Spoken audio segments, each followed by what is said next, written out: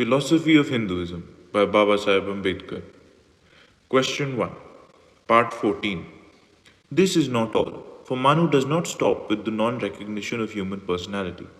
He advocates a deliberate debasement of human personality. I will take only two instances to illustrate this feature of the philosophy of Hinduism.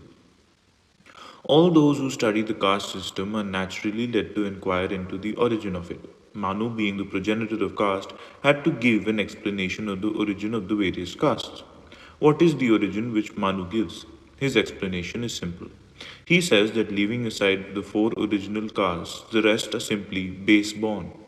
He says they are the progeny of fornication and adultery between men and women of the four original castes. The immorality and looseness of character among men and women of the four original castes must have been limitless to account for the rise of innumerable castes consisting of innumerable souls.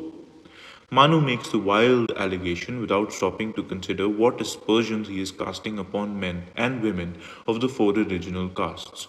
For if the Chandals, or now known as the Namashudras, the old name for the untouchables, are the progeny of a Brahman female and a Shudra male, then it is obvious that to account for such a large number of Chandals, it must be assumed that every Brahman woman was a slut and a whore, and every Shudra lived an adulterous life with complete abandon.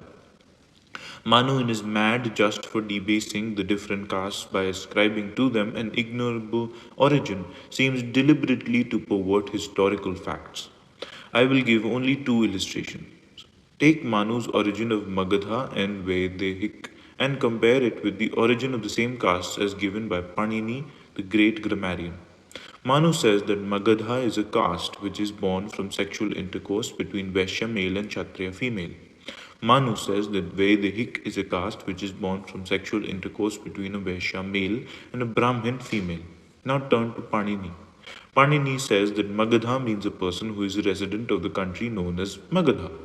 As to Vedehik, Panini says that Vedehik means a person who is a resident of the country known as Videha. What a contrast!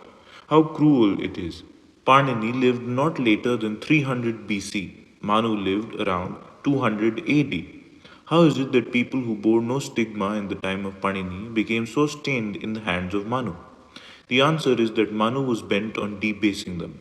Why Manu was bent on deliberately debasing people is a task which is still awaiting exploration. In the meantime, we have the strange contrast that while religion everywhere else is engaged in the task of raising and ennobling mankind, Hinduism is busy in debasing and degrading it.